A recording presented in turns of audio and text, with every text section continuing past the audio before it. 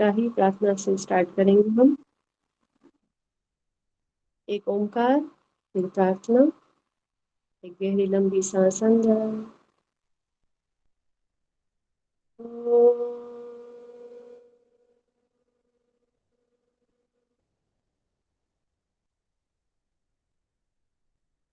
वसुदेवसुतं देवं कंसचाणूरमर्दनं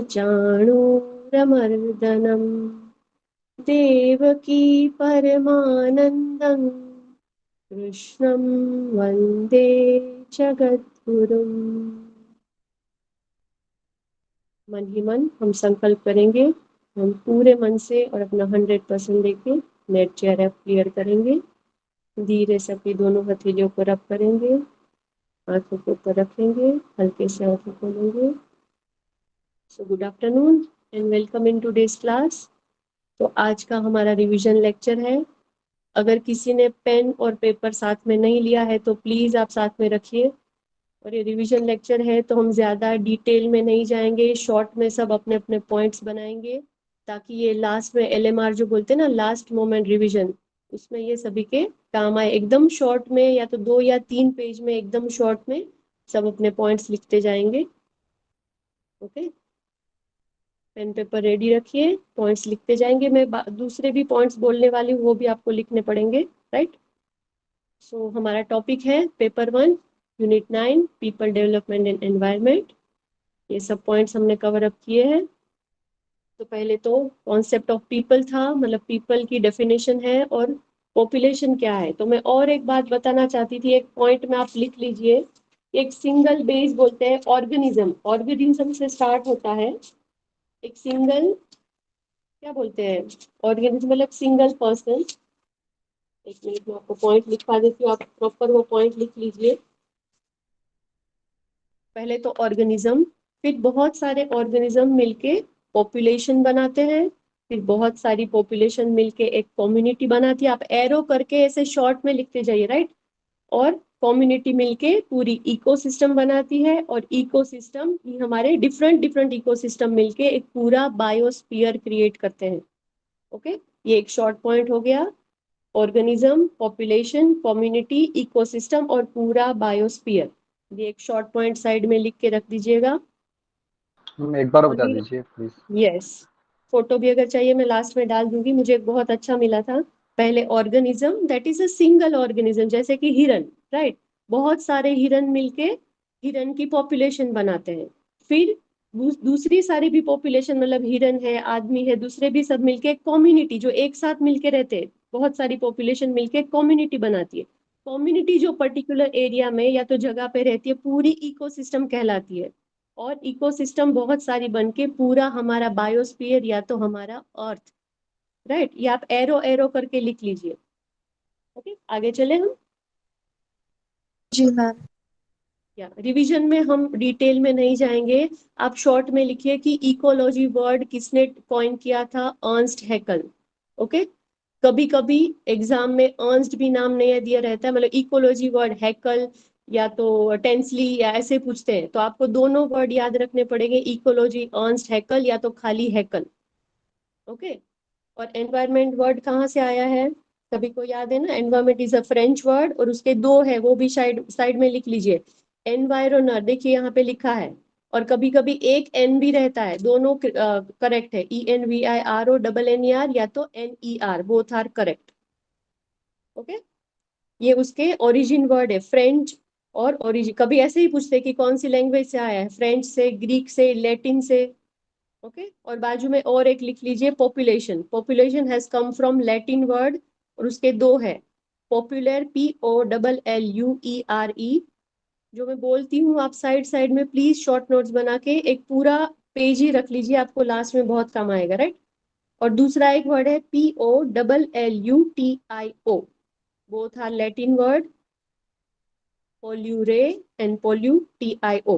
ओके, खाली एन एक कम है पोल्यूशन में। ये दोनों लिख लिए एनवायरमेंट और पोल्यूशन के। Environment is from French and pollution is from Latin, शायद आगे भी आएगा बट ये बाजू बाजू में लिख लीजिए। और एक मैं ऐड करना चाहती हूँ, एजुकेशन। ये इस टाइम एग्जाम में पूछा गया था, मेरा खुद का गलत हुआ था। ओके, उसके वर्ड है एड्यूकेयर, ये भी लैटिन से आया है, EDUCARE।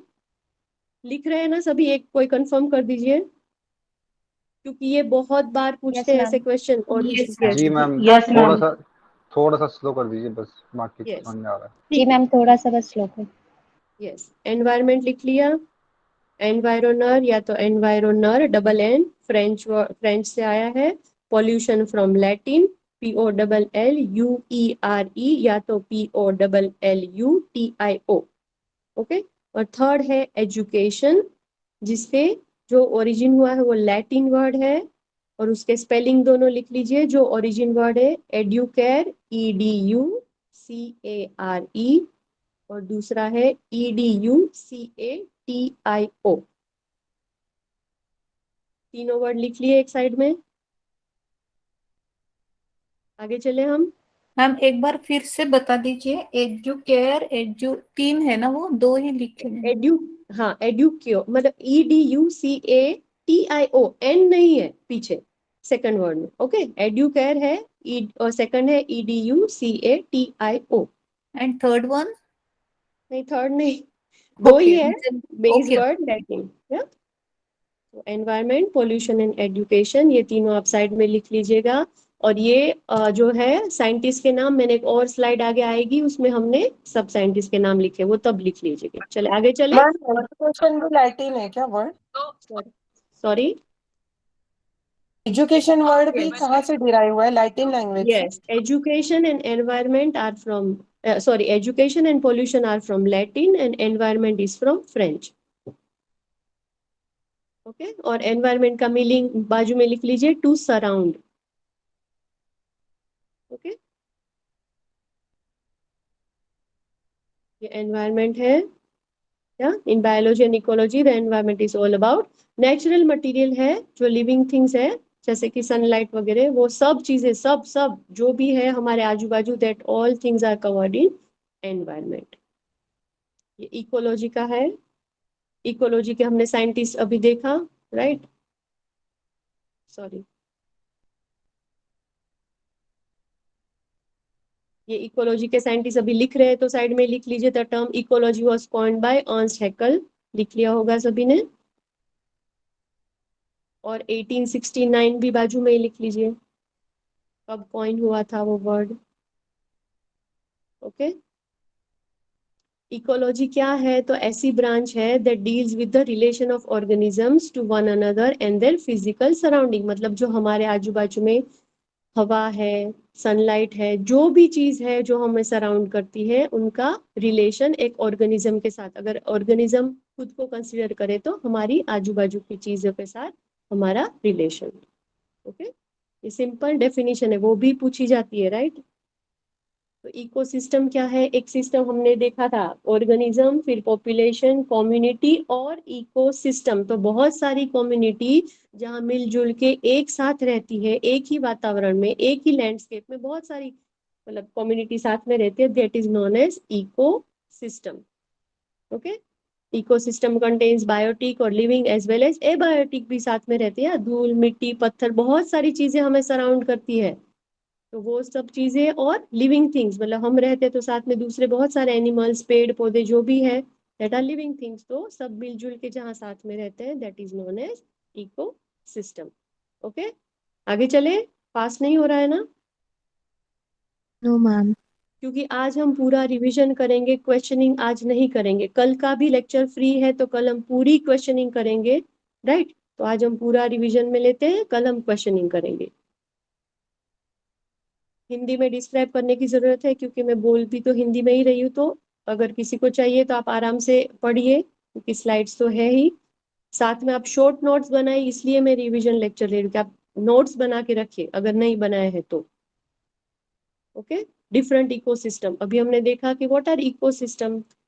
तो एक साथ जब मिलजुल के सब चीजें, एबायोटिक और बायोटिक जहाँ पे रहती है, that are known as ecosystem. तो इकोसिस्टम में भी दो टाइप की इकोसिस्टम है, एक जलीय और स्थलीय। हमने बोला था कि एक्वेटिक एंड टेरेस्ट्रियल। तो आप एक शॉर्ट में ecosystem divided into two parts, arrow बना के छोटे छोटे पॉइंट्स में, एक्वेटिक एंड टेरेस्ट्रियल लिख लिया। आगे चले।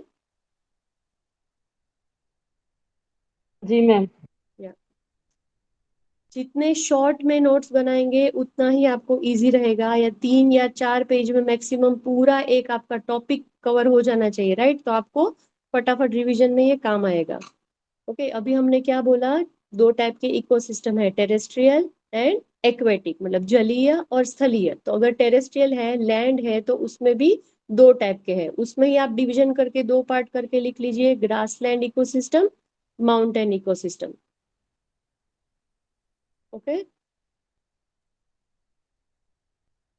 ये जो लैंड का है वो पिक्चर दिखाया है, ऑन लैंड फॉर्म्स, और दिस इज वाटर। वो एक स्लाइड पीछे मतलब चली गई। एक्वेटिक एंड टेरेस्ट्रियल खाली पिक दिए हैं, राइट, ये तो हमने कर लिया। ये एक अभी हमने टेरेस्ट्रियल में 2 किए, ग्रास फॉर्म और माउंटेन, राइट। पीछे चलू, क्या याद है सभी को, ये 2 थे। अभी एक्वेटिक के भी 2 है, fresh water and marine.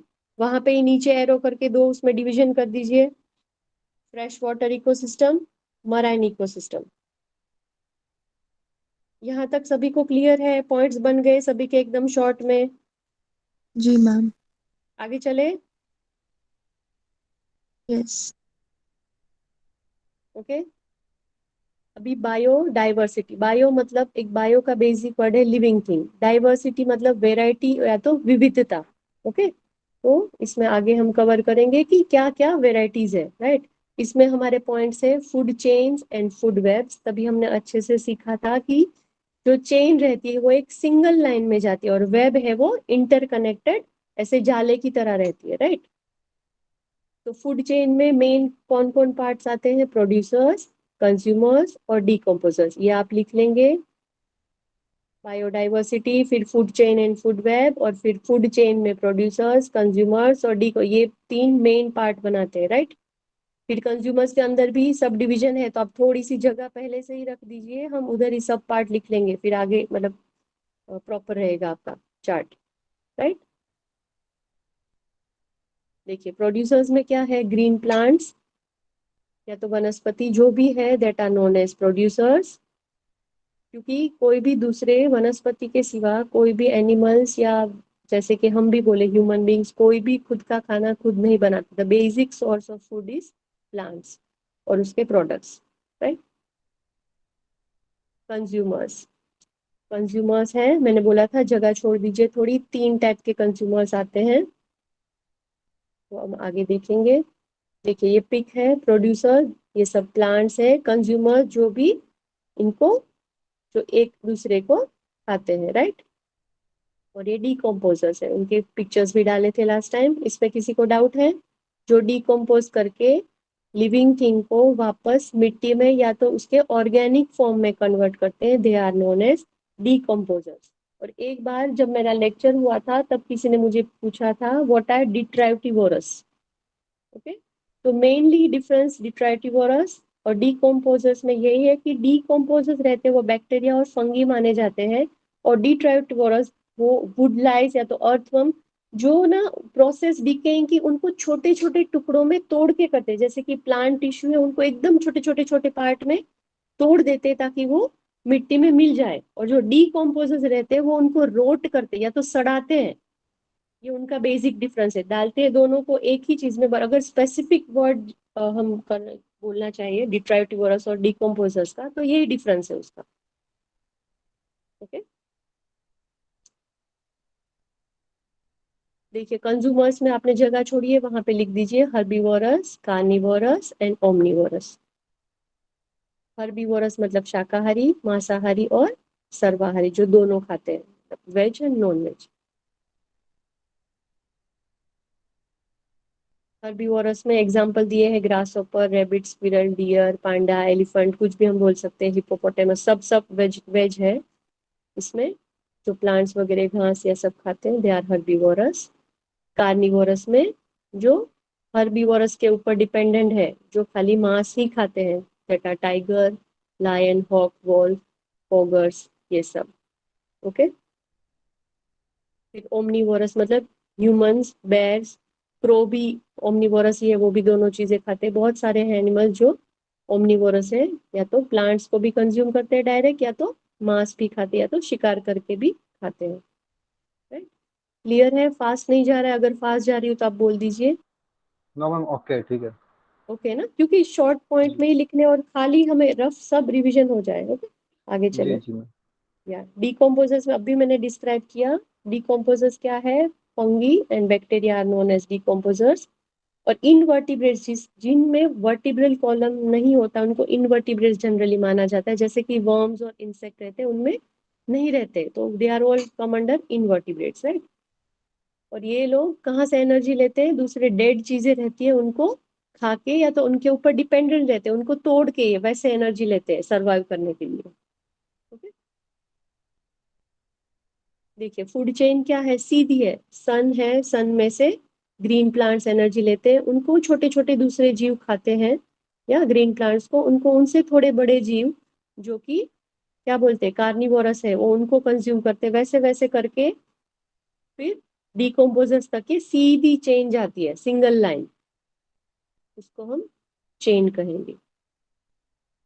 Types of food chain, अभी हमने टाइप ऑफ इकोसिस्टम देखा था कि जलीय और स्थलीय दो इकोसिस्टम है, तो obviously there will be two types of food chain, जो लैंड के ऊपर भी चालू है और पानी के अंदर भी, और उनका अलग ही रहता है, राइट। वहां पे भी प्लांट्स है, उनको छोटे छोटे कण खाते हैं, मतलब फिशेस है, स्मॉल फिशेस, उनको उनसे थोड़े बड़े जीव और उनको उनसे बड़े जीव जो खाते हैं। और लैंड पे तो हमने देखा ही है, लाइक कि ग्रास है, प्लांट्स है, उनको जो हमने अभी देखा दैट। तो आप फूड चेन में भी दो पार्ट कर दीजिए, एक्वेटिक एंड टेरेस्ट्रियल। प्रेडेटर और प्रे, ये सिंपल दोनों वर्ड है, पूछे भी जा सकते हैं कि what are predator what are prey, पर ये बेसिक हमें कॉन्सेप्ट क्लियर होना चाहिए। प्रेडेटर मतलब शिकारी और प्रे मतलब शिकार। अभी फूड चेन हमने देख लिया, that go in a single line, एक एनिमल से दूसरे, सन, प्लांट, फिर उससे बड़े वैसे। और food web, that is more realistic way, मतलब जनरली फूड वेब ही पाया जाता है और फूड वेब ही होना चाहिए, क्योंकि ज्यादा जितने इंटरकनेक्टेड एनिमल्स या तो रहेंगे डिपेंडेंट एक दूसरे के ऊपर, उतना ही सर्वाइवल चांसेस ज्यादा रहता है। ये जनरल चीज है और ये हमें तोड़ना, ऐसे बोलते हैं कि फूड चेन या तो फूड वेब टूटनी नहीं चाहिए। जितनी ज्यादा वैरायटी उतनी अच्छी सर्वाइवल पावर रहती है, नहीं तो फिर वो क्या बोलते हैं कि खत्म हो जाते हैं जीव, अगर लिंक टूट जाता है तो। ओके, आगे पिक्चर से ज्यादा क्लियर करेंगे। फूड वेब में ज्यादा एक दूसरे के साथ इंटरकनेक्टेड, प्लांट्स को बहुत सारे जीव खाते हैं और उनको भी एक ही नहीं बट बहुत सारे दूसरे उसके हायर लेवल के लिविंग थिंग्स खाते हैं, राइट। क्लियर है? बहुत ही सिंपल चीजें हैं, बहुत ही बेसिक है। आगे चले हम। हेलो, जी सुन रहे जी हैं मैम। सभी? जी जी। ओके, देखिए अभी ये पॉइंट्स अच्छे से ध्यान में रखिएगा, पिरामिड वाला। और मतलब मुझे याद नहीं रह रहा था इकोलॉजी फिर पिरामिड, आगे एक स्लाइड है बट मैंने पिरामिड से पी और सी, मतलब पिरामिड प्रियंका चोपड़ा ऐसे याद रखा था। पी और सी मतलब पिरामिड और चार्ल्स एल्टन, कभी कभी खाली एल्टन भी पूछा जाता है तो वो भी आप याद रखेंगे। इकोलॉजी का आपने सबने लिख लिया? कोई रिप्लाई करेंगे? इकोलॉजी वर्ड किसने कॉइन किया था? जी मैम। किसने कॉइन किया था ecology word? Hasten hasten hasten एकल। अर्नस्ट हैकल। हेस्ट ओके, वो लिख लिया। और अब ये जी या जी। अर्नस्ट हैकल। और ये दूसरा अभी साइंटिस्ट का नाम आया है जिन्होंने इकोलॉजी पिरामिड का कॉन्सेप्ट दिया था, दैट इज चार्ल्स एल्टन। मुझे ऐसे याद रहता है पी और सी, पी सी मतलब प्रियंका चोपड़ा, तो मैंने ऐसे ही याद रखा है। पिरामिड का कॉन्सेप्ट चार्ल्स एल्टन ने दिया था, राइट, कि पिरामिड क्या है। और उन्होंने तीन टाइप के पिरामिड दिए थे, pyramid of energy, number and biomass. Okay, number energy मतलब जनरली प्लांट से, जिसको प्लांट कंज्यूम करते हैं वो एनिमल्स में कितनी एनर्जी जाती है, उनको दूसरे उनके ऊपर वाले जीव कंज्यूम करते हैं उसमें कितनी एनर्जी, ये एनर्जी पिरामिड है। मैंने फोटो भी शायद आगे देखेंगे, this is energy pyramid.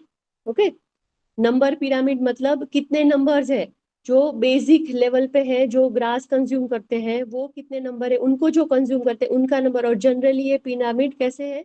Inverted form में या तो स्ट्रेट फॉर्म में, नीचे ब्रॉड है और ऊपर नैरो रहते हैं, राइट, ऐसे रहते हैं। प्रोड्यूसर सबसे ज्यादा नंबर में रहते हैं, फिर उनको जो मतलब ये उनसे कम रहते हैं, ये उनसे कम, ये और उनसे कम। और एनर्जी लेवल भी ऐसे ही जाता है, सबसे ज्यादा एनर्जी जो कि ऊर्जा है जो हमें सन से मिलती है वो सबसे ज्यादा प्रोड्यूसर्स में होती है, फिर प्राइमरी कंज्यूमर्स में, फिर सेकेंडरी और फिर टर्शरी कंज्यूमर्स में। और ये सभी लेवल पे डिकम्पोजर्स काम करते हैं। अगर प्लांट मर जाते हैं तो उनको भी ये डिकम्पोज करता है, प्राइमरी कंज्यूमर्स को भी ये डिकम्पोज करते हैं, सब सब लेवल पे डिकम्पोजर्स काम करते हैं। ओके, ये क्लियर है? हमेशा ये जी क्वेश्चन शायद पूछा गया था कि energy pyramid is always upright and vertical, वो आप लिख लीजिए।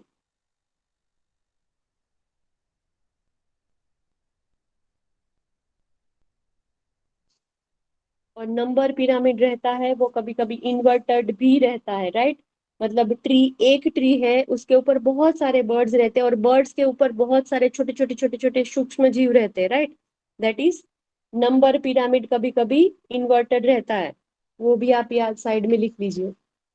स्ट्रेट भी रहता है क्योंकि प्रोड्यूसर्स कभी कभी ज्यादा रहते हैं, प्राइमरी कंज्यूमर, सेकेंडरी और टर्शरी। और इन्वर्टेड भी रहता है, बोथ फॉर्म में रहता है, but energy pyramid is always upright and vertical.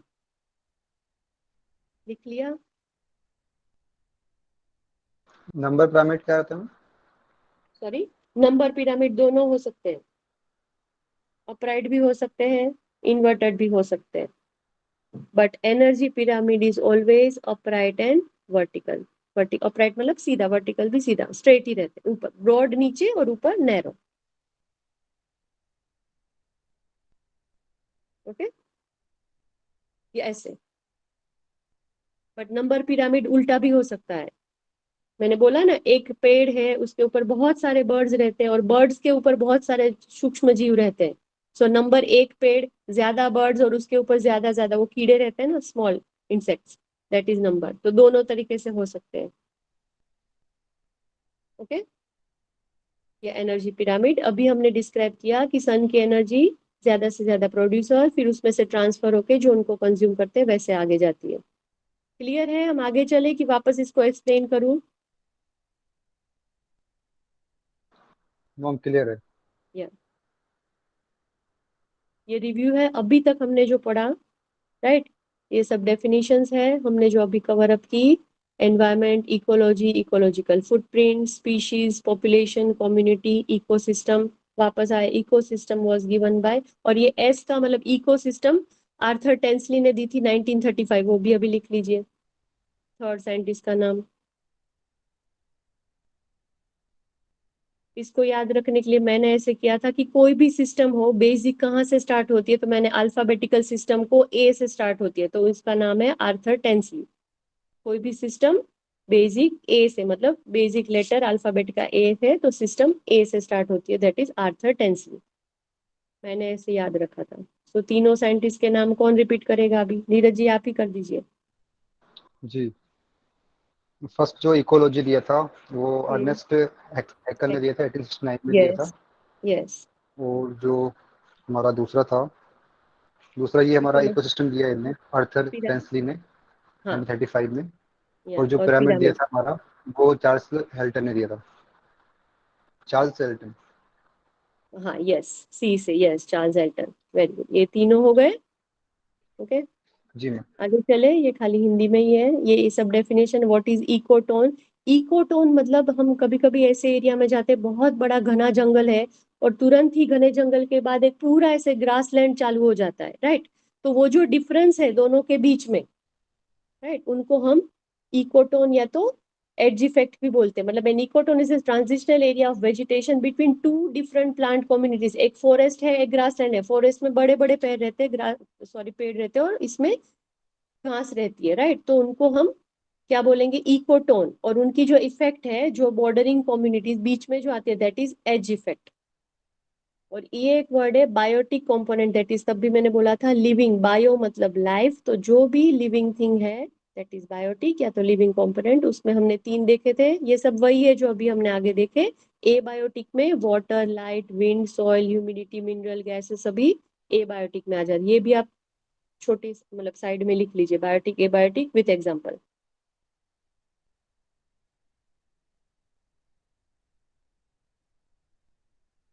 Okay, ma'am ecotone दोबारा से बताना। yes. An ecotone is a transitional area of vegetation between two different plant communities. Plant की भी एक community रहते हैं, कोई herb है, कोई shrub है, कोई tall plants है, कोई ऐसे कोई लंबे रहते हैं, कोई चौड़े रहते हैं, right? तो एग्जाम्पल दिया है उन्होंने फॉरेस्ट और ग्रास लैंड का, कि एक बहुत ही घना जंगल है और तुरंत वो जंगल खत्म होता है और ग्रास लैंड चालू होता है। समझा आपको? जी मैम। या that is known as ecotone. वो एरिया जो ट्रांजिशनल एरिया है दोनों के बीच में, जो सेंटर वाला part, that is known as ecotone. और जो इन्फ्लुएंस करता है वो एक दूसरे के ऊपर, राइट? जंगल की कुछ अलग है चीजें, मतलब उसका क्लाइमेट, ये वो सब जीव उसमें, और ग्रासलैंड में भी अलग जीव रहते हैं, उसका भी अलग है। तो वो जो दोनों के ऊपर इन्फ्लुएंस डालता है, bordering communities, that is known as edge effect. Okay, ये तीनों साइंटिस्ट ने, जो नीरज जी ने अभी नाम बताया, ये तीनों साइंटिस्ट के नाम है, right? Haeckel, Arthur Tansley, Charles Elton. अभी दूसरा वाला, that is very important topic, atmosphere. इसमें भी आप प्रॉपर एक छोटा सा चार्ट बनाएंगे, प्रॉपर लिखेंगे, क्योंकि इसमें से बहुत बार, हर एक बार क्वेश्चन पूछा ही जाता है। जनरली क्वेश्चन ओजोन का रहता है, या तो मैक्सिमम एयर कहाँ पे पाई जाती है, या तो ऑरा कहाँ पे देखा जाता है। वैसे बहुत सारे क्वेश्चंस एटमॉस्फेयर से हर बार आते हैं। दिस इज द एटमॉस्फेयर क्या है? एक कवरिंग है जो हमारे अर्थ के सराउंडिंग है, और एटमॉस्फेयर की वजह से ही यहाँ पे लाइफ पॉसिबल है। ओके, ये 4 स्फीयर है हमारे अर्थ के, that is litho, hydro, bio और एटमो। और ये चारों वर्ड जो बेसिक वर्ड है वो ग्रीक से लिए गए। ओके, लिथो मतलब स्टोन या तो जमीन या तो मिट्टी पत्थर वगैरह सब। Hydro that is water. Bio means life, जो लिविंग कंपोनेंट्स। एटमॉस्फेयर मतलब हवा या तो एयर। ओके, चारों लिख लिए?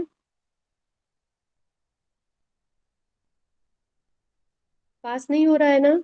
आप साथ में लिख पा रहे हो ना सब? थोड़ा फास्ट हो रहा है, लिख नहीं पाते अगर आप आगे जाते हो तो। अच्छा ठीक है, लिख लीजिए। मतलब 4 स्फीयर है हमारे। ज्यादा डिटेल में नहीं, जितना एरो हो सके, एक हेडिंग, 4 एरो, 4 पार्ट्स, ऐसे सिंपल सिंपल फॉर्म में, इजी फॉर्म में लिख लीजिए, ज्यादा डिटेल में मत लिखिए। और ग्रीक वर्ड से लिए गए in Hindi. Okay, litho, hydro, bio और वायुमंडल या तो एटमॉस्फेयर। ओके, इसके भी सब डिवीजन है, अगर आपको छोड़ने हैं तो जगह छोड़ दीजिए। एटमॉस्फेयर के सब डिवीजन अभी आएंगे। ओके, ये चारों का पिक्चर है, bio, hydro, litho, atmosphere. Composition of air है, ये भी शायद एक बार क्वेश्चन पूछा गया था कि सबसे ज्यादा गैस कौन सी पाई जाती है, दैट इज नाइट्रोजन, फिर ऑक्सीजन, और फिर सभी दूसरे बहुत सारे गैसेस मिलके 1% में आ जाते हैं। ओके, ग्रीन हाउस गैसेस के नाम दिए, आगे हम डिटेल में देखेंगे ग्रीन हाउस गैस, तब आप लिख लीजिए, अभी नहीं। खाली composition of air, nitrogen is maximum, oxygen is 21% and other gases 1%।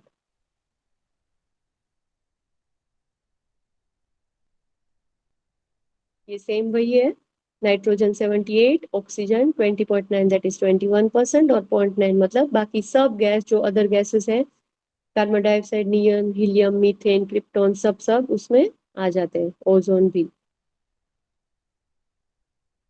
ये सब लिखने की जरूरत नहीं है, बट मैक्सिमम क्या है, ऑक्सीजन जो मेन कंटेंट है वो क्या है, उतना ही आप हाईलाइट कर लीजिए। ये जो एटमॉस्फेयर है उसके पार्ट है। मीजोस्फीयर के बाद, ये प्रणव सर की स्लाइड है बट मैंने बीच में डाला है, ट्रोपो, स्ट्रेटो, मीजो, आइनो और थर्मो, और उसके बाद भी है exosphere. First is troposphere, second is stratosphere, third is mesosphere, fourth is ionosphere. पर वो मिक्स हो जाता है इसलिए अलग कंसिडर नहीं करते कोई कोई, बट मैंने एक अलग से स्लाइड डाली है इसलिए मैं बोल रही हूँ। मीजो के बाद आइनो, फिर थर्मो और फिर एक्सो। आगे भी है,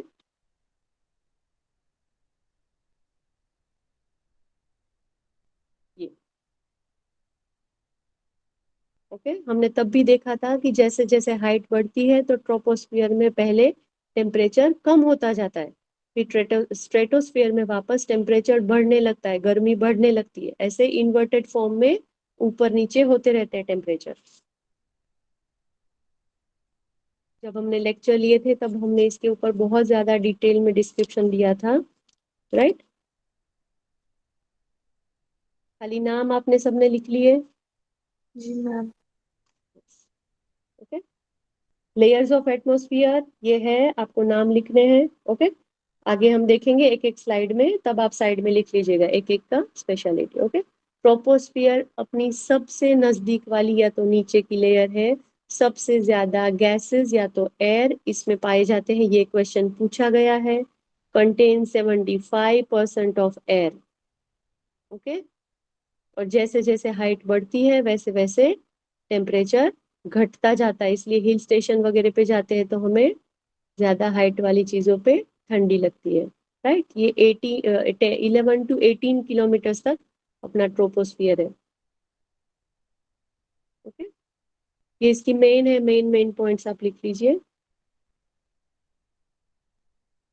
आगे चले, अभी तो फास्ट नहीं हो रहा है ना। जी मैम। सेकंड इज स्ट्रेटोस्फियर, ये भी इंपॉर्टेंट है, इसमें से हर बार शायद क्वेश्चन पूछा गया है कि ओजोन लेयर कहाँ पे पाई जाती है। तो स्ट्रेटोस्फियर में जैसे जैसे वापस हाइट बढ़ती है वैसे वैसे टेम्परेचर बढ़ता है, गर्मी बढ़ती है, राइट। थर्ड वाला फोर्थ वाला पॉइंट और ये फिफ्थ वाला पॉइंट। और जेट प्लेन्स ये भी शायद पूछा गया है एक बार, जेट प्लेन्स कहाँ पे ट्रैवल करते हैं, और ये 50 किलोमीटर तक स्ट्रेच होती है। कभी कभी सिंपल क्वेश्चन भी पूछते हैं कि which is the second layer, which is the first layer, which layer is very close to earth और where we can find ozone layer. ऐसे भी सिंपल सिंपल क्वेश्चन इसमें से ही बन जाएंगे, तो आप वो स्टार करके रख दीजिए, और पूछे भी गए हैं। Third layer is meso. Meso मतलब सेंटर या तो मिडल, मतलब सेंटर में है, एम से याद रख लीजिएगा, middle layer. First is tropo, second is strato, third is meso.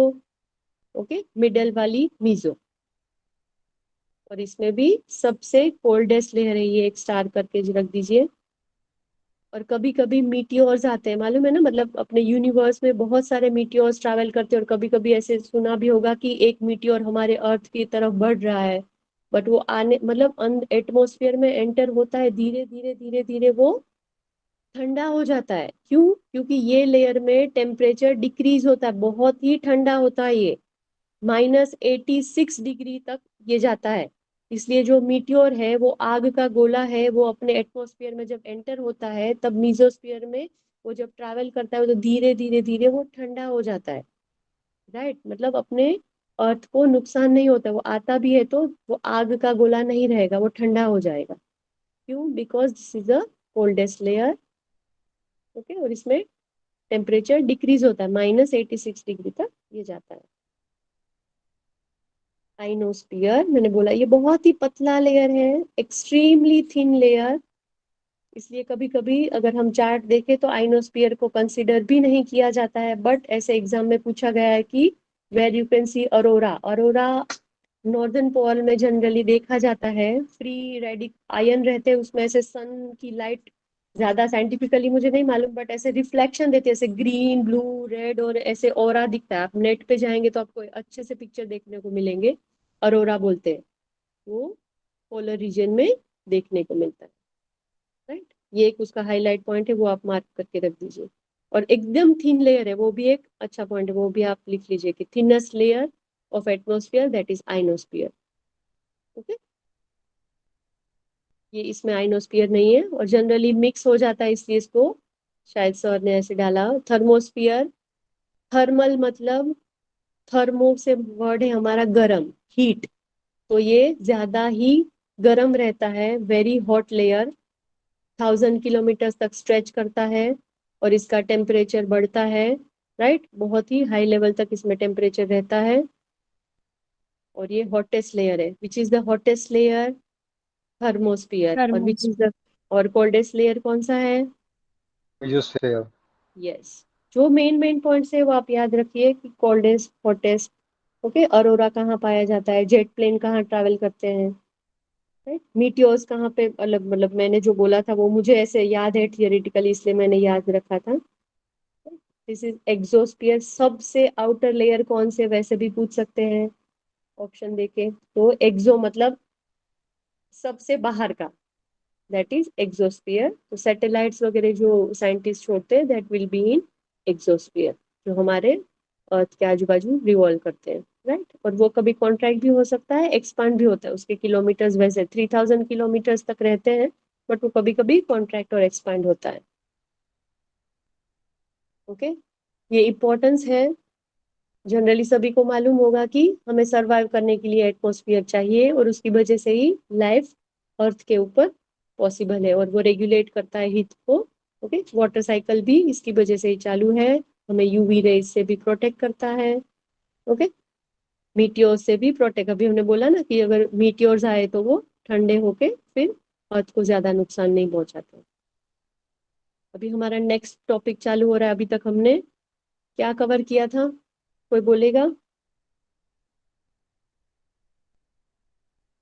4 spheres of earth हमारे कवर अप हो चुके हैं, राइट, चारों स्पीयर्स। और अभी हमारा नेक्स्ट टॉपिक पोल्यूशन चालू होने वाला है।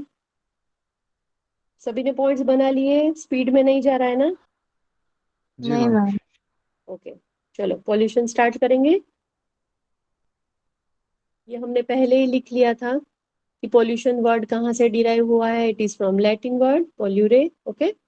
डेफिनेशन क्या है, कोई भी खराब चीज जो नेचुरल क्वालिटी को बिगाड़ दे, दैट इज पोल्यूशन। पोल्यूशन का वर्ड है टू सॉइल, सॉइल मतलब मिट्टी नहीं, टू सॉइल मतलब खराब करना, राइट। जैसे कि dust, smoke, NO2, SO2, CO2 वगैरह, बैक्टीरिया, सब चीजें एक टाइप के पॉल्यूटेंट्स ही है। डेफिनेशन अभी जो मैंने बोली, occurs when the air contains gases, dust, fumes और odor in harmful amount, ये सब चीजें रहती है, बट एक लिमिट से, वो बोलते हैं ना कि जहर क्या है, जो भी अपनी नॉर्मल लिमिट से कोई भी चीज आगे चली जाए, दैट इज पॉइजन या तो पॉल्यूशन, ओके। तो सेफ लिमिट में रहे तो कोई प्रॉब्लम नहीं, बट लिमिट से अगर आगे गई that is pollution. Types of air pollution के अंडर हम करेंगे इंडोर और आउटडोर। आप चार्ट ही बना लीजिए, outdoor pollution, indoor pollution.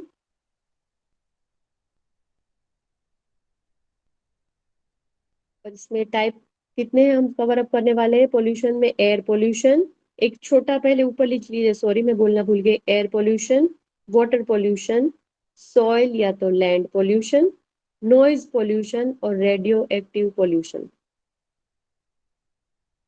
5 type के पोल्यूशन हम कवर करेंगे। लिख लिया सभी ने? 5 टाइप्स ऑफ पोल्यूशन हमारे सिलेबस में है, air, water, land, noise and radio active, okay. Air में भी इंडोर और आउटडोर है। आउटडोर में smoke, particulate, acid rain, green house gases, ये सब आउटडोर में आएंगे। इंडोर में जो हम परफ्यूम्स या तो पेंट वगैरह, जो भी चीजें हम घर के अंदर करते हैं, ये सिगरेट दिखाई है, पेंट दिखाई, दैट और आर इंडोर पोल्यूटेंट्स। हो गया, सिगरेट, स्मोक, परफ्यूम, पेंट, इंसेस्टिक अगरबत्ती, वो भी इंडोर पोल्यूशन ही है। नेचुरल सोर्सेज जो कि नेचुरली ही अपने आप एयर में मिल जाते हैं, जैसे कि वाइल्ड फायर, जब जंगल में आग लगती है that is known as wild fire. फिर volcanoes, methane, dust, they are natural sources of pollution, air pollution, okay. और ह्यूमन सोर्सेज अभी हमने देखा, पावर प्लांट्स जो धुआं छोड़ते हैं, ऑटोमोबाइल से भी धुआं निकलता है, fumes, burning would stoves, fire places, ये सब ह्यूमन, जो हम लोग क्रिएट करते हैं पोल्यूशन एयर के लिए। आगे चले। जी मैम। जी। Next are pollutants. पोल्यूटेंट्स मतलब क्या चीजें हैं जो एयर को पोल्यूट करती है? One is carbon dioxide CO2, carbon monoxide CO, sulphur dioxide SO2 and nitrogen dioxide NO2, okay. ये सब एयर पोल्यूटेंट्स है। ये शॉर्ट में लिख लीजिएगा, CO2, CO, SO2 और NO2, ओके। और इसकी इफेक्ट क्या है ह्यूमन पे? बहुत तरीके के डिसीजेस होते हैं, राइट। एस्थमा होता है कभी कभी, एयर पोल्यूशन स्किन डिसीजेस भी होती है। एक बार और दिखाइए, एक बार दिखाइए, CO2 SO2। CO carbon dioxide CO2, carbon monoxide CO, sulphur dioxide SO2 जो कि आगे जाके एसिड रेन भी बनाता है, and nitrogen dioxide NO2। Okay. Yeah? या इफेक्ट उसके हमारे ऊपर भी बहुत खराब इफेक्ट पड़ते हैं, बहुत सारे डिसीजेस होते हैं। First one is asthma, skin diseases भी होते हैं, ज्यादातर बूढ़े लोग और बच्चों को ज्यादा इफेक्ट करता है। एनवायरमेंटल इफेक्ट मैंने वो SO2 मॉइस्चर के साथ या तो पानी के साथ H2O के साथ मिलके सल्फ्यूरिक एसिड बनाता है, H2SO4 जो कि एसिड रेन में जमीन पे गिरता है और बहुत सारे डैमेजेस करता है। फिर हेज, ओके, हेज का मैंने तब भी बोला था कि धुंध भरी वायु जिसमें स्मोक या तो डस्ट पार्टिकल्स या तो स्टीम मिक्स हुई रहती है, उसको हेज बोलते हैं। वाइल्ड फायर मतलब जंगल में है तो आग लगती है अपने आप ही, राइट। और ये सब चीजें हैं, आप लिख लीजिए। ओजोन डिप्लीशन भी होता है, ओजोन लेयर में होल्स पड़ने लगते हैं, क्रॉप्स और फॉरेस्ट में डैमेज होता है, और ग्लोबल क्लाइमेट चेंज तो वो तो है ही, दिख रहा है कि टेम्परेचर बढ़ रहा है। जब ये हमारे पोल्यूटेंट्स बढ़ जाते हैं अपनी नॉर्मल लिमिट से। हो गया सबका, आगे चले हम। जी। जी मैम। इसके इफेक्ट है, कभी कभी पूछे भी जाते हैं, और ये तो पूछते ही है। मेजर एयर पोल्यूटेंट्स, वो तो स्टार करके रख दीजिए आप, ओके। और ये भी कभी पूछते हैं कि सल्फर डाइऑक्साइड या तो कौन गैस वाटर के साथ या तो वेपर के साथ मिलके एसिड क्या बनाती है, तो सल्फ्यूरिक एसिड, एसिड रेन में क्या क्या चीजें मिक्स होती है वो भी आपको लिखना पड़ेगा। Sulphur dioxide and H2O gives H2SO4, that is acid rain, okay. Next वाला टॉपिक है हमारा वाटर पोल्यूशन। तो हमें वाटर बॉडीज पहले देखने पड़ेंगे कि वाटर बॉडीज जो भी हमारे हैं ग्राउंड लेवल पे है या तो ग्राउंड के नीचे है, उनका pollution, that is water pollution. दोनों, ऊपर जमीन के ऊपर, जमीन के नीचे। Lakes, rivers, ocean, aquifers. Aquifers मतलब कि जमीन के नीचे जब हम डीप डीप डीप जाते हैं सॉइल के नीचे, तब एक ऐसी परत आ जाती है, मतलब रॉक हो या तो मिट्टी की ऐसी कठिन परत जहां से पानी नीचे ना जा सके, और वो वहां ही जमा हो जाता है। जब भी हम बोरवेल वगैरह करते हैं ना, जब तो हमें वो पानी एक्वाफियर्स की हिसाब से ही वो पूरा हम ऊपर खींचते हैं। शायद फोटो भी है आगे, ओके, आगे देखेंगे हम। टाइप्स ऑफ वाटर पोल्यूशन में दो पार्ट कर दीजिए, सरफेस एंड ग्राउंड। सरफेस जो हम ऊपर देखते हैं, मतलब रिवर, पॉन्ड, ओशन, सब ऊपर है, राइट। और नीचे जो है हम एक्वाफियर्स बोलते हैं वो, या एक्वाफियर्स का फोटो है। मतलब पूरी एक ऐसे पानी और नीचे नहीं जा सकता, यहाँ पे रुक जाता है, ताकि जब हम वेल या तो ये बोरवेल डिग करते हैं ना, तो पूरा पानी वो ऊपर आता है। बट पोल्यूशन में क्या होता है, खेत वगैरह हम पेस्टिसाइड्स, फर्टिलाइजर्स वो सब यूज करते हैं, राइट। तो वो धीरे धीरे धीरे धीरे जमीन के अंदर चला जाता है, और ये पानी जो एकदम प्योर वाटर रहता है उसमें मिक्स हो जाता है। और कभी कभी लैंडफिल्स, मगर बहुत सारे मेट्रो सिटीज में ऐसे लैंडफिल्स बनाए जाते हैं, वो भी उनमें से ऐसे धीरे धीरे पानी नीचे उतर के एक्वाफियर्स को खराब कर देते हैं, राइट। तो ये पूरा जो फ्रेश अच्छा साफ पानी रहता है वो भी खराब हो जाता है। लैंड पे है वो तो हम खराब कर ही रहे हैं, ये भी खराब हो जाता है, okay. Surface water pollution and ground water pollution, ये फैक्ट्स हैं, खाली ऐसे इंफॉर्मेशन के लिए कि 90% वाटर सॉल्टी है और बाकी ड्रिंकेबल है, उसमें से भी हमने बहुत सारा खराब कर दिया है, राइट। और ये ब्रेन का लिखा है कि 75% of human brain is water, और ट्री में भी 75% living tree is water. Water pollution के कॉजेस, मतलब कौन कौन सी चीज से वाटर पोल्यूशन होता है, शॉर्ट में एकदम बाजू में लिख लीजिए। एक तो इंडस्ट्रियल वेस्ट, हम डीप में नहीं पढ़ेंगे, राइट। इंडस्ट्री से जो भी वेस्ट निकलता है that is known as industrial waste, वो डायरेक्ट पानी में डालते हैं, तो वो एक है। दूसरा है मराइन डंपिंग, हम मराइन या तो ओशन वगैरह में हम डायरेक्ट कचरा फेंकते हैं, बहुत सारे लोग फेंकते हैं। बीचेस पे जाएंगे, गार्बेजेस है या तो जो क्रूज में इधर उधर ट्रैवल करते हैं, बोट में, शिप में, वो भी फेंकते हैं, तो वो सब मराइन डंपिंग बोलते हैं। एक्सीडेंटल ऑयल लीकेज, जब भी कोई एक्सीडेंट वगैरह होता है, बड़ी स्टीमर्स या तो बाय एक्सीडेंट वो स्टीमर जो ऑयल कैरी कर रही है वो लीक हो जाता है, तो वो भी लिख रहे हैं ना सभी शॉर्ट में। जी ma'am. First one was industrial waste, second one was marine dumping, second is oil leakage. Okay, ये वही है हिंदी में. और नेक्स्ट इज अर्बन डेवलपमेंट, औद्योगिकरण जो बोलते हैं. ज्यादा डेवलपमेंट होता है, पॉपुलेशन बढ़ती है, तो वो सब ज्यादा क्या बोलते हैं हम, बहुत सारी चीजें ऐसी यूज करते हैं कि वो हम डायरेक्ट पानी में छोड़ देते हैं. पिक्चर में भी क्लियर है, बॉटल्स फेंकते हैं, या तो घर में जो हम लिक्विड डिटर्जेंट सोप वो यूज करते हैं, वो भी डायरेक्ट पानी में कभी कभी जाता है विथआउट वाटर ट्रीटमेंट, जब पानी छोड़ देते हैं, राइट. और एनिमल वेस्ट, जब एनिमल्स वगैरह रिवर वगैरह में बात करते हैं या तो यूज करते हैं वो पानी, तो इससे बहुत सारे डिसीज. ये भी एक बार पूछा गया था, ये भी लिख लीजिए, water borne diseases. Sorry, cholera, diarrhoea, jaundice, dysentery, typhoid. Side में लिख लीजिए वाटर बॉर्न डिसीजेस. ये शायद पूछा गया है क्वेश्चन एक बार. ऑप्शन थे अलग अलग, कोलेरा, डायरिया, जॉन्डिस, डिसेंट्री और टाइफॉइड. ये सब वाटर बॉर्न डिसीजेस है. आगे चले. कोलेरा, कोलेरा क्या होता है? मुझे लगता, आई डोंट नो, मुझे ज्यादा मालूम नहीं हेजा। कोलेरा की. स्पर्जिंग होता है, लूज मोशन होता है जिसमें बट उसमें कुछ एक पर्टिकुलर पानी ऑर्गन. जैसा, एकदम पानी जैसा जो लूज मोशन होता है, बहुत ही पानी, जो जिसमें Okay. जनरली बहुत जल्दी बॉडी डिहाइड्रेट हो जाता है. Okay. That is called water cholera. पहले होता था, अभी नहीं होता है. ओके. डायरिया से ही थोड़ा ज्यादा advance I think. Yes ma'am. अभी उसके इफेक्ट है कि अगर पोल्यूशन हुआ है तो इफेक्ट क्या होगा, वाटर क्वालिटी खराब हो जाएगी, जो एनिमल्स वगैरह पानी में रहते हैं उनका डेथ हो जाएगा, उनको डिसीज हो जाएगा, और पूरी इकोसिस्टम खराब हो जाएगा. अगर सूक्ष्म जीव है, छोटी छोटी मछलियां हैं, वो मर जाएगी, तो उनको जो खा रहे हैं वो क्या खाएंगे, right.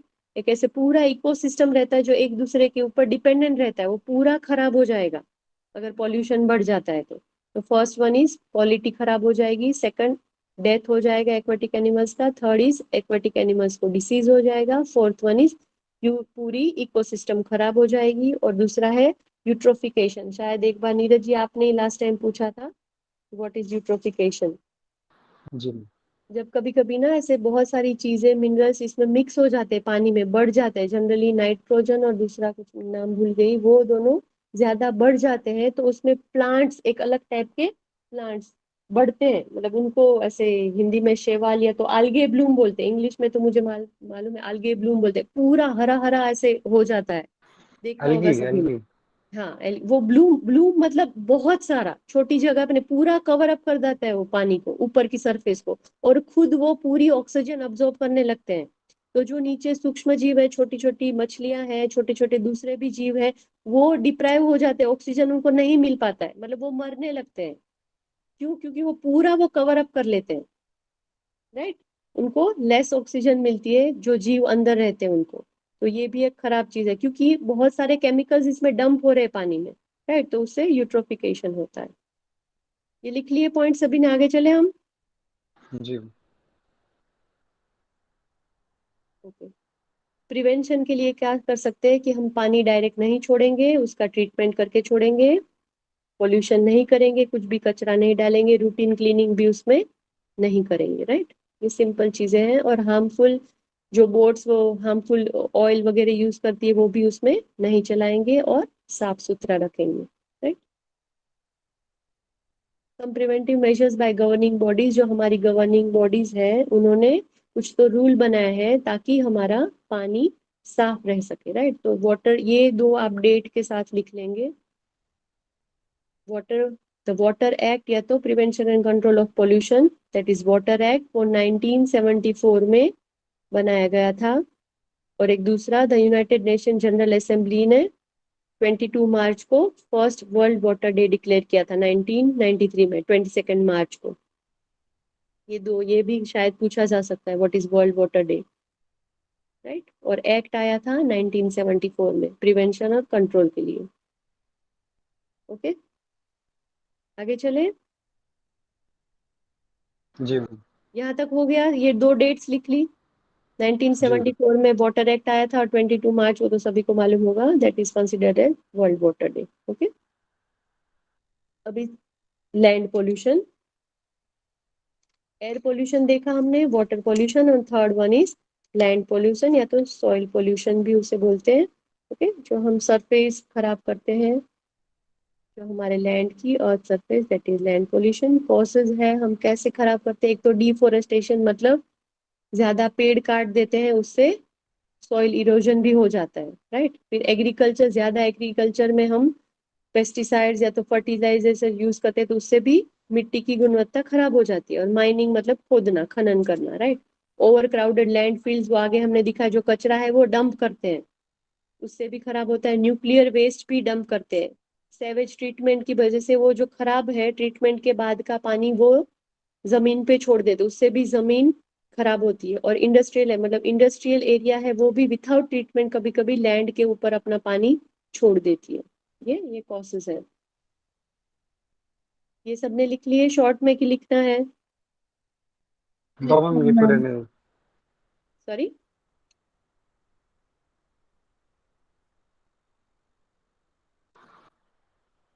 Ma'am it's a basic.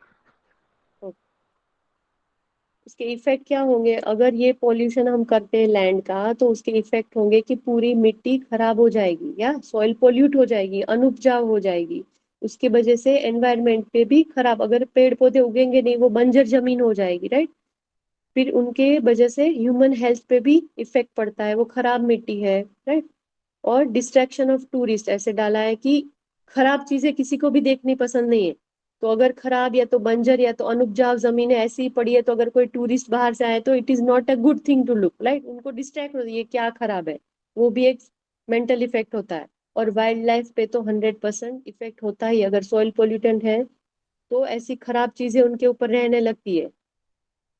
Okay, पेड़ पौधे नहीं उगेंगे तो दूसरी खराब चीजें ही उस पे रहेगी। तो हमें क्या करना चाहिए प्रिवेंशन के लिए? Reduce, reuse and recycle. Okay, तो हम जो भी चीज है, या तो उनका उपयोग अगर बन सके तो प्लास्टिक वगैरह वैसी चीजों का हम कम यूज करेंगे। अगर कर रहे हैं तो उनको बारंबार यूज करके रीयूज करेंगे। और बाद में रिसाइकलिंग, बड़े बड़े सिटीज में वगैरह ऐसे कलेक्शन पॉइंट रहते हैं, पेट बॉटल्स या तो प्लास्टिक की चीजें वो लोग कलेक्ट करते हैं, वहां पे हम जमा करवाएंगे, ताकि वो डंप ना हो कहाँ पे भी, पानी में या तो जमीन पे, कहाँ पे भी। 3R का एक बार शायद क्वेश्चन पूछा गया था, वो आप स्टार्ट कर दीजिए उधर। रेड्यूस, रीयूज और रिसाइकल का पूछा गया था एक बार क्वेश्चन। नीरज जी पूछ रहे थे कुछ आप? जी मैम, एग्रीकल्चर के अनुसार भी तो बताना चाहिए था। एग्रीकल्चर में जो हमारा मिट्टी जो खराब होती है, हाँ जो पेस्टिसाइड होते हैं उससे खराब होती है मिट्टी हमारी, हाँ, तो वो आपने यहाँ पे मेंशन नहीं किया उसको। ये है ना, causes, agriculture and mining activities. Okay okay, sorry. Causes क्या है खराब, क्या है? क्योंकि अभी ना फार्मर्स लोग ज्यादा पेस्टिसाइड्स और फर्टिलाइजर यूज करते हैं, वो तो धीरे धीरे मिट्टी में ही उतरेंगे ना। पेस्टिसाइड जी है वो भी उतरेंगे, फर्टिलाइजर्स तो ऑब्वियसली मिट्टी में ही डाल रहे हैं, क्योंकि उनको ज्यादा यील्ड चाहिए, ज्यादा चाहिए क्रॉप्स। बट उससे मिट्टी की पानी को होल्ड करने की कैपेसिटी बहुत कम हो जाती है, ये भी है। यही बोल रहे थे ना बट मैम, एग्रीकल्चर, जी जी, बट मैम सोल्यूशन सोल्यूशन क्या है उसका, मतलब कभी मतलब सोल्यूशन? कम यूज करना, क्योंकि या तो बिना नेचुरल, यस, नेचुरल पेस्टिसाइड, जो नेचुरल चीजों से, मतलब नीम के पत्ते रहते हैं, अभी बहुत सारे नेचुरल पेस्टिसाइड भी हम एग्रीकल्चर के टाइप, मतलब उस फील्ड के नहीं है, बट बहुत सारी चीजें आती है जो नीम से बनती है, नीम के रस से बनती है, या तो मिर्ची रहती है ना, मिर्ची के रस से भी बनाते हैं, दैट आर नेचुरल पेस्टिसाइड। वो छिड़कते तो कीड़े वगैरह अपने आप ही चले जाते हैं, और वो मिट्टी के लिए और पौधे के लिए भी अच्छे रहते हैं। जी मैम, अभी मैम सदगुरु जो चला रहे हैं, अभियान चला रहे हैं सेव सॉइल वाला, अच्छा, तो वो भी इसलिए चला रहे हैं। नेचुरल चीजें ही ऑब्वियसली वो तो बेटर है, राइट। जी next topic is noise pollution. 5 minute शायद रह गए हैं, 4 बजे हम खत्म करेंगे, राइट। तो नॉइज पोल्यूशन और लास्ट वाला रेडियो एक्टिव हम आज खत्म कर लेते हैं। What is noise pollution? एक कैपेसिटी के ऊपर जब आवाज चली जाती है, तो वो हमें मानसिक तौर पे और शारीरिक तौर पे नुकसान करती है, that is known as noise pollution. Okay, measurement ये खास याद रखिएगा, इनके मेजरिंग क्या है? Sound is measured in decibel, और अभी का लेटेस्ट है DBA। और इनको एलेक्जेंडर ग्रेहाम बेल, जिन्होंने टेलीफोन इन्वेंट किया था उनको मान देते हुए उनको यूनिट का नाम उनके ऊपर रखा गया है। ओके, लेटेस्ट इज डीबीए, शायद मैंने लिखा है, यस डीबीए, दोनों लिख लीजिए, डीबी एंड डीबीए। सोर्सेस क्या है? इंडस्ट्रीज, व्हीकल, साउंड एम्पलीफायर जो म्यूजिक सिस्टम वगैरह शादी या तो कोई फंक्शन में बजाते हैं वो, क्रैकर्स, फायर क्रैकर्स, या तो passenger aircraft and jet flyers जिनका साउंड मतलब अपनी कानों की या तो दूसरे जो जीव है बर्ड्स या तो एनिमल्स उनको भी वो ज्यादा ही होता है, ये सब चीजों का आवाज जो नुकसान पहुंचाता है फिजिकल और मेंटल लेवल पे। Okay, that is noise pollution. Effect क्या होती है? एक तो हियरिंग लॉस होता है, मास्किंग, मास्किंग मतलब जब दो आवाजें, एक तो ज्यादा हाई और दूसरी ऐसे छोटी, अगर बहुत आवाज आ रही है और धीरे से मेरे बाजू में कोई बोलेगा तो I can't hear that, that is known as, वो हम समझ नहीं पाते उसको, हम क्या बोलते, सुन नहीं पाते, that is known as masking. जब दो लेवल की हाई एंड लो पिच की साउंड रहती है उसको हम, जब बड़ी आवाज में छोटी आवाज दब जाती है, राइट, और उसकी इफेक्ट और एक है हार्ट रेट बढ़ जाता है, हमारा सर्कुलेशन और ब्रीदिंग पैटर्न्स भी चेंज होने लगती है, और हमें इरिटेशन होता है, कभी कभी ज्यादा आवाज से हेडेक भी होता है, नींद भी नहीं आती है, राइट, और हमारी जनरल प्रोडक्टिविटी या तो हमारी कार्य क्षमता घट जाती है। और ये पूछा गया है question, threshold of hearing, ये क्वेश्चन पूछा गया है, what is the threshold of hearing noise का, दैट इज 0 dBA। और इसमें से कोई भी चीज पूछ सकते हैं, राइट, कि क्वाइट विस्पर का क्या है, नॉर्मल कन्वर्जेशन, या आप याद ही रख लीजिए। पर ये तो पूछा ही गया, थ्रेशोल्ड ऑफ हियरिंग 0 dBA, वो पूछा गया है क्वेश्चन। एक मिनट लिख ले इसको, एक मिनट रुकिएगा आप। हाँ हाँ, लिख लीजिए लिख लीजिए। हमारा नॉर्मल हियरिंग लेवल भी कभी 50 to 60 ऐसे ऑप्शन दिए जाएंगे, तो आप 50 to 60 मतलब मैक्सिमम 60 है, that is our normal conversation जो साउंड रहती है, फुस फुस करते हैं, that is 30 quite whisper.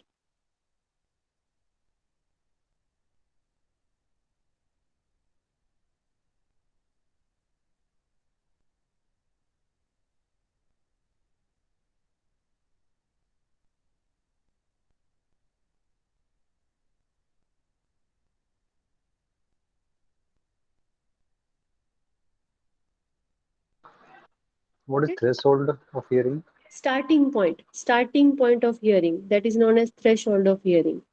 Base कहाँ से स्टार्ट होता है? 0, स्टार्टिंग पॉइंट ऑफ हियरिंग।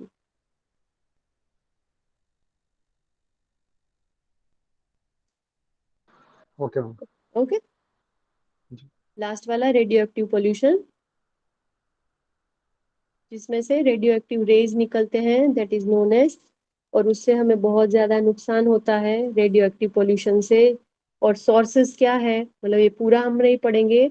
एक तो रेडॉन, खास नाम उधर पॉइंट डाल दीजिए, radon is the most prominent example of natural, दो तरीके के रेडिएशन होते हैं, एक तो नेचुरल और एक मैन मेड। नेचुरल रेडिएशन में radon is most prominent example, वो स्टार करके शायद एक बार पूछा गया है, जब पढ़ रही थी तब मैंने देखा, वो हमारे मतलब अर्थ के क्रस्ट में ही रहता है, वो खुद ही अपने आप ही रेडिएशंस छोड़ता है।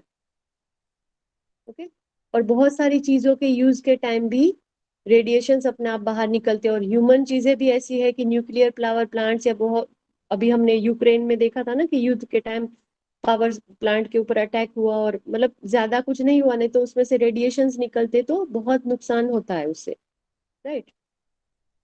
तो ये रेडियो एक्टिव पोल्यूशन, उसके अंदर एक खास point radon, that is a natural radiating agent.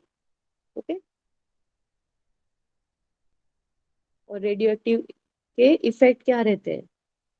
Sources भी लिख लीजिए पहले, सॉरी, सोर्सेस लिख लीजिए। एक तो न्यूक्लियर एक्सप्लोजन, मैं शॉर्ट में बोल रही हूँ, आप पूरा मत पढ़िए, लिख लीजिए। First one is sources nuclear explosion, second is nuclear testing, जब टेस्टिंग होती है, third one is nuclear weapon production and decommissioning, decommissioning मतलब उनको बंद करना या तो निकाल देना, प्रोडक्शन मतलब बनाना, डीकमिशनिंग मतलब टू रिमूव और to stop working. Fourth one is mining of radio active और, जो नेचुरली जमीन के अंदर है उसे हम जब खनन करके बाहर निकलते हैं तब भी रेडियो एक्टिव रेज निकलते हैं। राइट, लिख लिया सभी ने? मैम एक बार रिपीट कर दीजिए। ये 4 टाइप के सोर्सेस है radio active, natural explosion, pollution के। राइट, रेडियो एक्टिव पोल्यूशन के 4 सोर्सेज है। एक तो nuclear explosion, nuclear testing, third one is nuclear weapon production and decommissioning, fourth is mining of radio active और। ओके, टाइप्स लिख लीजिए। 2 type के हैं, natural and human made. Radio active sources 2 type के हैं, natural and human made. Natural में radon, uranium, thorium and radium. लिख रहे हैं ना सभी? रेडॉन और क्या बोला ma'am? Radon, uranium, thorium and radium, ये 4 है। और ह्यूमन मेड में जो हम यूज करते हैं स्टरिलाइजिंग ऑफ गुड्स वगैरह, नहीं कि अभी जो कोरोना के टाइम पे हम मॉल में जाते थे, एक बॉक्स के अंदर हमें सब रखवा देते, आपका पर्स इसमें सब डाल दो, फिर दूसरी वो ऐसे निकाल के देते हैं, तो वो स्टरिलाइज करते हैं उनको। उसमें भी ये लोग रेडियो एक्टिव रेज यूज करते हैं। पेस्चुराइजन, कभी खाने की चीजों का भी पेस्चुराइजन करते हैं। एक्स रेज, वो भी रेडियो एक्टिव है। वो सब मैन मेड है, खुद बनाते हैं। बाकी ये सब नेचुरल है, radon, uranium, thorium and radium. Okay, चले हम इफेक्ट देखें। जी मैम। या इफेक्ट में है कि, मैं शॉर्ट में आप लिख लीजिए, skin cancer, DNA mutation, skin tissue damage and fourth one is genetic abnormality. ये पूरे पैराग्राफ का शॉर्ट में बोल रही हूँ। Right, skin pardon cancer, please. या स्किन कैंसर, डीएनए म्यूटेशन, हमारा डीएनए म्यूट हो जाता है, मतलब उसकी संरचना चेंज हो जाती है और वो हमेशा के लिए डिफॉर्म्ड हो जाता है। स्किन टिश्यू डैमेज, हमारे स्किन के टिश्यू भी डैमेज हो जाता है अगर हमें रेडियो एक्टिव रेज का सामना करना पड़ा हमारी स्किन को। Fourth one is genetic abnormality, जो बच्चों में आ जाती है अगर उनके पेरेंट कभी एक्सपोज हुए हैं रेडिएशन से। राइट, ये 4 है। ये पूरा पैराग्राफ ही 4 पॉइंट में है। राइट, मैम थर्ड नंबर वाला कौन सा था? Third one was skin tissue damage. ये रहा, the skin tissue gets damaged and the damage of DNA could not be properly enhanced over time, cancer। ये सब ऐसे ही लिखा है मैंने पॉइंट्स में, छोटे बोला जो अभी आपको।